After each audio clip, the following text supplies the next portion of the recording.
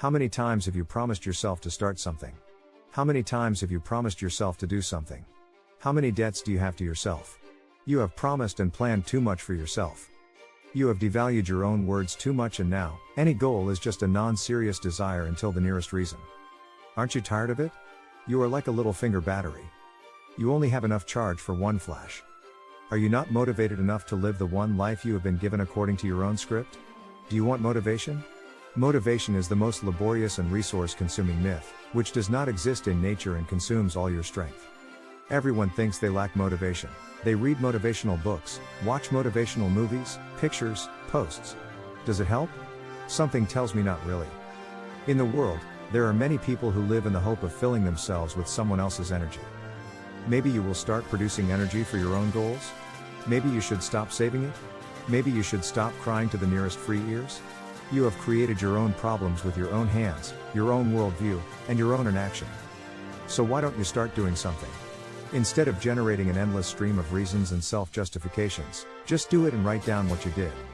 This will be the starting point for your new reality. I opened a new book. I went to the sports field. I made an appointment with a doctor. I started studying the field that really interests me. I bought flowers for my mom. I turned off the TV and spent time with my child. I told someone important to me that I love them. Keep going from here. Only put off until tomorrow what you don't want to accomplish in your life. I know you don't have time, mood, or resources. I know how much you want to sleep, especially if you don't have a goal that makes you want to get up early. I know how much you want sweets, especially if self-pity is all you have left. I know how your hands drop when you make mistakes 10 out of 10, and sometimes it seems like even your elevators are going to the depot. But the fragile souls of vulnerable losers and the touching metrosexuals belong in paradise, not in this cheerful crap called reality. You're either a sad and miserable piece of shit floating downstream or a person who has taken responsibility for their life.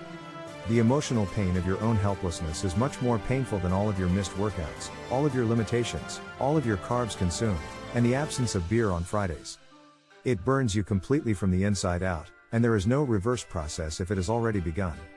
In these moments, you are ready for any physical pain, any action, any price for an alternative scenario for your life. But, as a rule, it's already too late. I warned you. The world doesn't love people who carelessly flush their lives down the nearest toilet. It doesn't just troll them, it kills them slowly and with pleasure. Some people don't care about this. It's just another empty motivation, and there are many of you like that.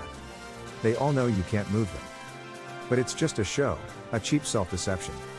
Because it's the knowledgeable ones who take the front rows of those who have no money, no health, and no personal life. Just start, without expecting quick results, and don't leave any strength for the return path. Quickly is slowly but surely. Consistency creates speed, and speed creates strength and results. In general, I've given you parental guidance. But as usual, the choice is yours.